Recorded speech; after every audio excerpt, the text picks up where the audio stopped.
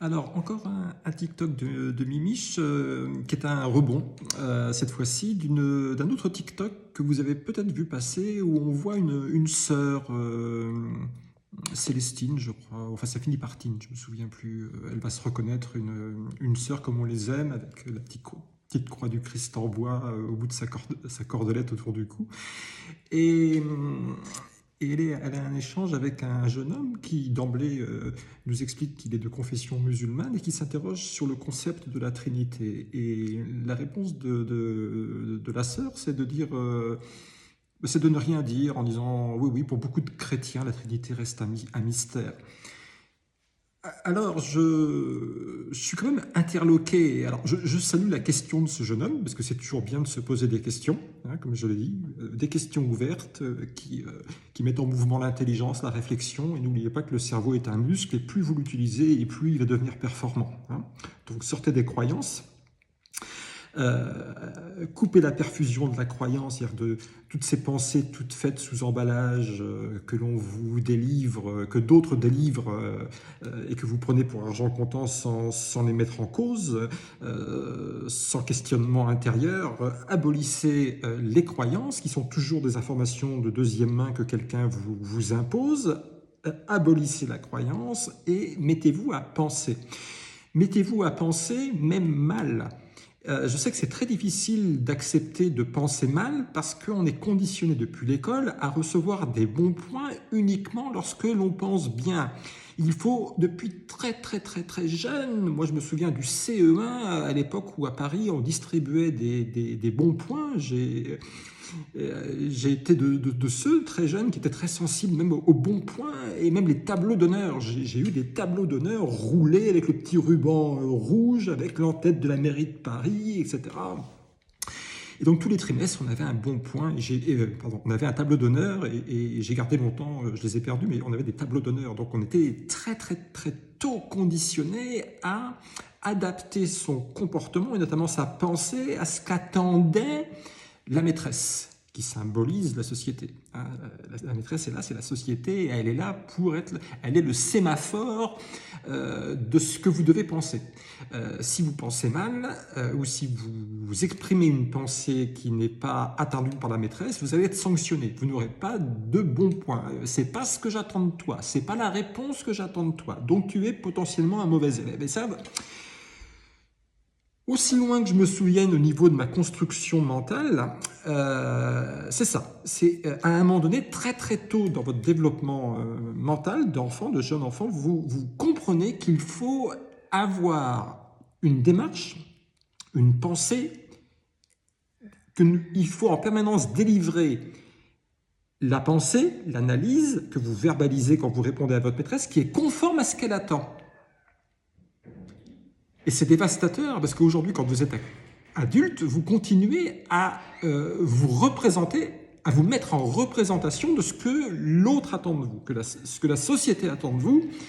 La maîtresse, maintenant, c'est désincarné, c'est la société qui attend de vous toujours des bonnes réponses, des bons comportements, que vous soyez toujours en harmonie avec ce que le monde marchand, ce que la société attend de vous. Alors, il y a un moment donné où il faut renverser tout ça, il faut accepter l'idée de dire des choses qui soient sans queue ni tête. Et ça, c'est très difficile à faire. Dites n'importe quoi, ayez le courage de dire n'importe quelle bêtise. Dites tout ce qui vous vient par la tête. Exprimez toutes vos vibrations, même si ça n'a ni queue ni tête, mais pensez par vous-même. Pensez par vous-même. Parce que quand vous allez commencer à penser par vous-même, même si vous vous libérez de toutes les contraintes de ce qui est juste, de ce qui fait sens, forcément votre muscle va se mettre à se renforcer et va devenir plus efficace pour générer des pensées de plus en plus performantes et qui vont générer du tenir debout. Vous comprenez ? Abolissez la croyance.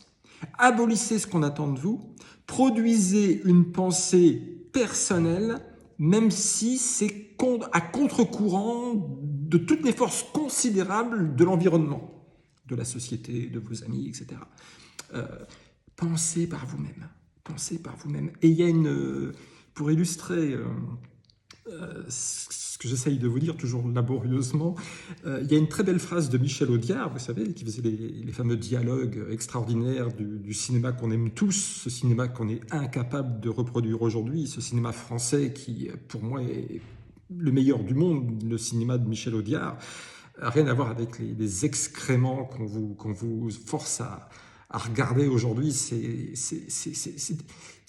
Aujourd'hui, c'est d'une médiocrité, mais c'est avilissant.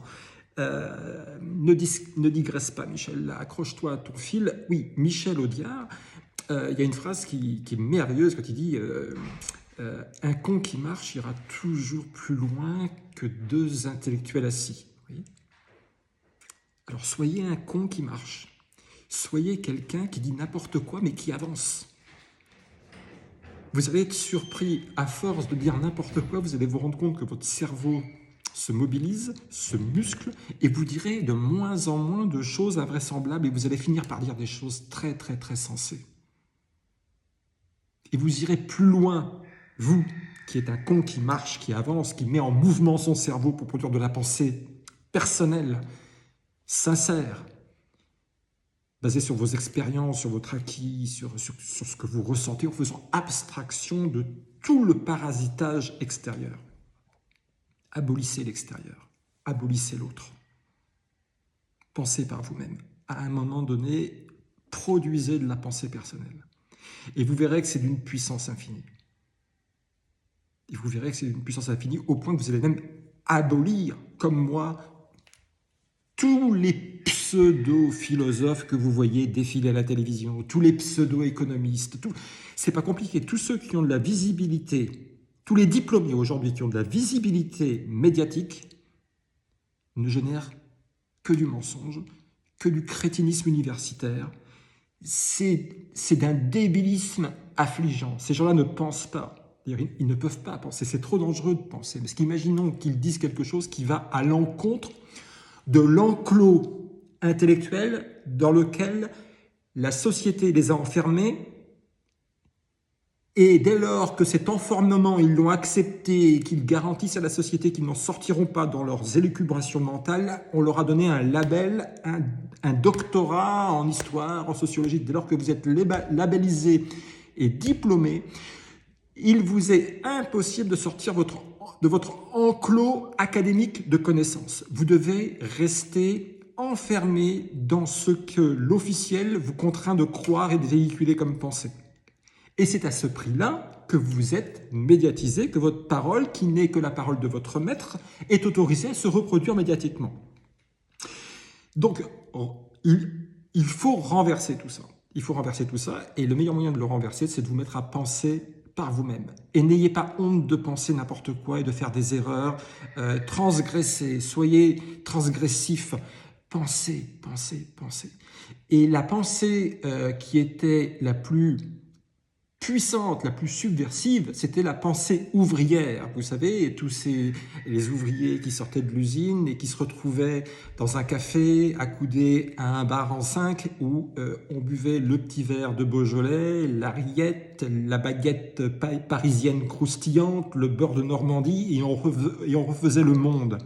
Moi, j'ai connu ce monde-là dans les années 70, quand j'étais enfant, adolescent, et il y avait des envolées philosophiques. J'ai assisté à des débats de gens qui avaient 3 mots de vocabulaire, mais qui étaient capables de partir sur des envolées, sur des analyses d'une puissance que aucun des philosophes ou des grands penseurs que vous voyez s'exhiber à la télé depuis des années et qui monopolisent le petit écran exclusivement. Il n'y en a que pour eux. Et ces gens-là ne disent rien. Il n'y a rien de subversif, il n'y a rien d'intelligent, c'est que du médiocre au kilomètre. Mais malheureusement, aujourd'hui, la pensée puissante, je viens de le dire, vous ne la trouverez pas à la télévision, et malheureusement, cette pensée puissante, vous ne la trouverez pas non plus dans les cafés ouvriers ou populaires de Paris ou d'ailleurs, parce que tous ces cafés ont fermé aujourd'hui. Maintenant, il n'y a plus rien, tout est aseptisé, il n'y a plus rien. Donc j'ai encore fait une digression. C'était juste pour vous parler de la sœur. C'est incroyable, les digressions que je fais, c'est terrible, hein, mais c'est comme ça. Qui était en échange avec ce jeune musulman à propos de la Trinité. Je ne sais même plus où j'ai fait un écart par rapport à l'endroit où je voulais vous amener. En tout cas, je reviens à la Trinité. Donc oui, ce que je voulais dire, c'est que c'est quand même incroyable que cette sœur n'ait pas pu lui donner une définition, même personnelle. Même personnelle. Pourquoi avez-vous eu peur même d'échafauder spontanément, de manière improvisée, votre ressenti du concept de Trinité? C'est quand même curieux, surtout quand on est une sœur, de ne pas capable, de ne pas pouvoir ou de ne l'avoir pas fait. D'ailleurs, même il y a eu des commentaires sur ce TikTok en disant mais alors, oui, c'est quoi la Trinité? Il n'y en a pas un des deux qui a été capable d'accoucher du concept de Trinité. Enfin, c'est quand même incroyable.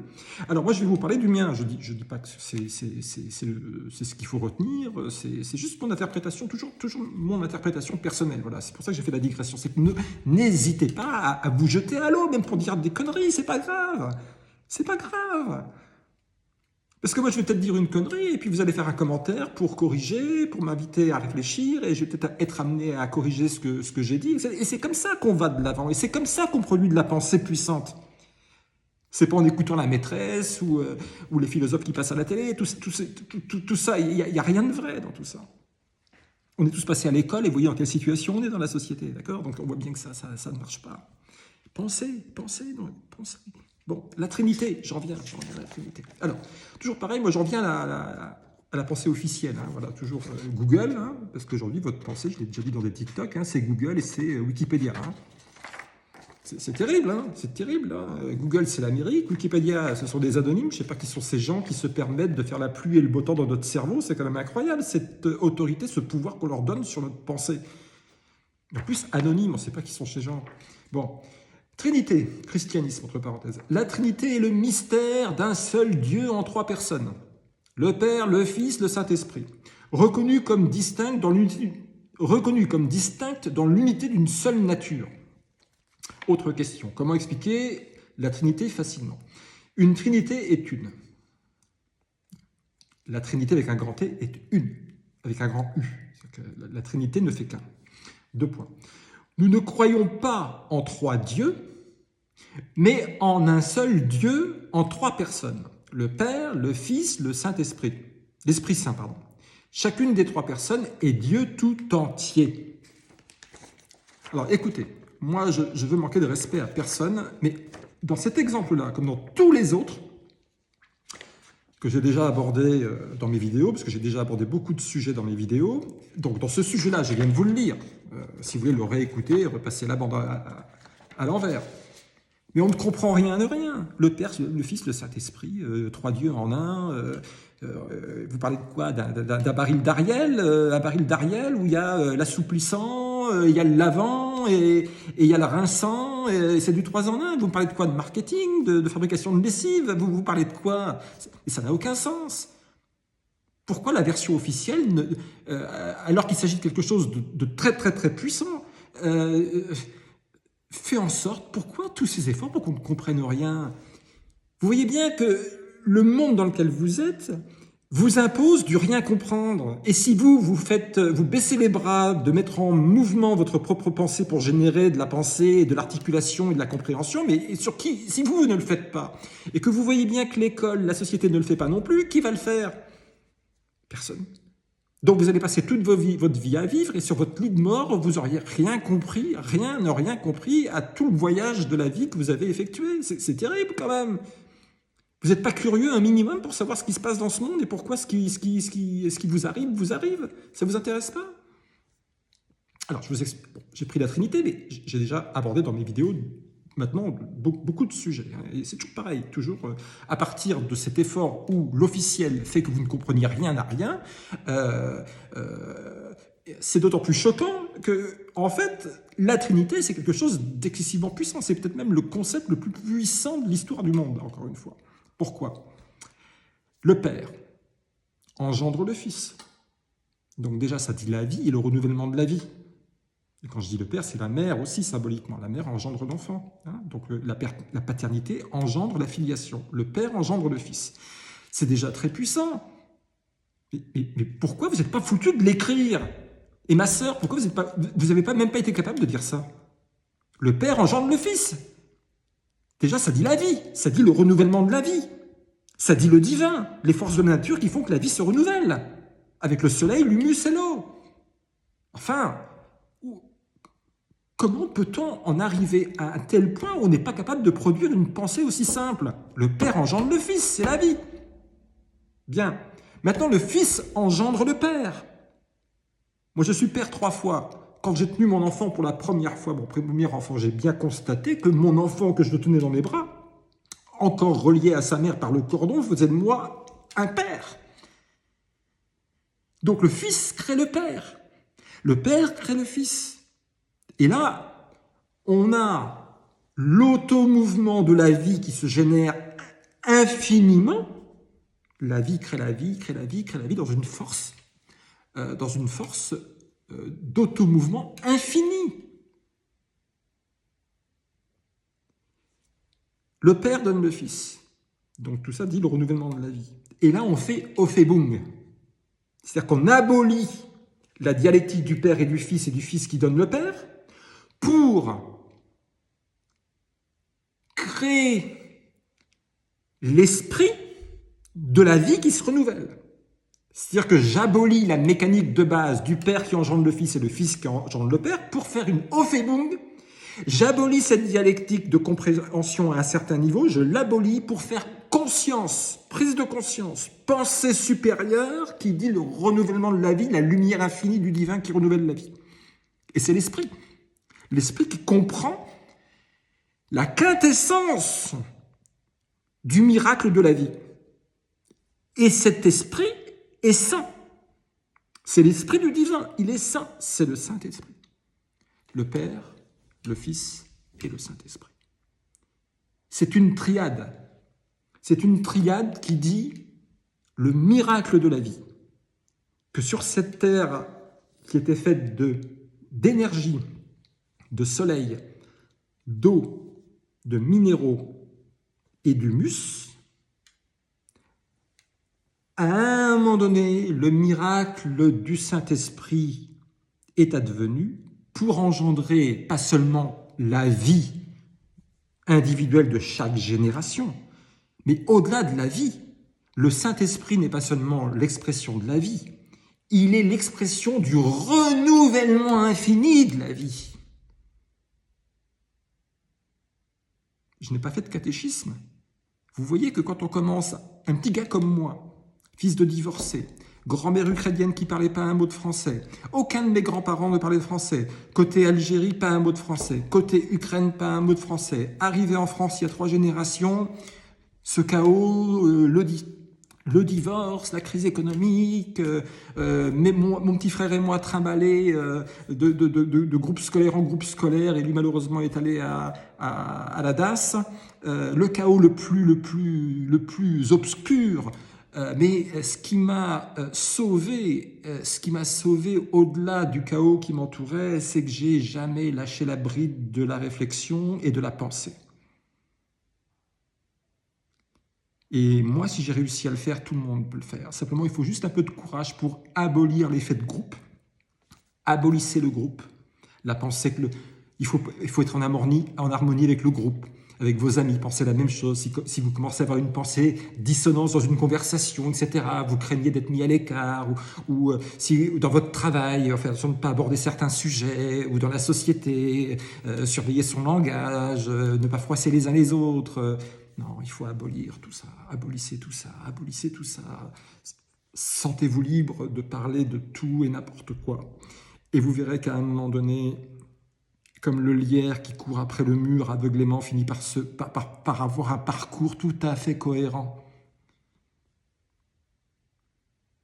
Laissez votre pensée parcourir le mur comme le lierre grimpe sur... laissez votre pensée parcourir le mur comme le lierre grimpe sur le mur, apparemment sans savoir où il va, mais laissez-vous porter, vous verrez que vous irez vers la lumière, que votre pensée, votre cerveau est lumineux.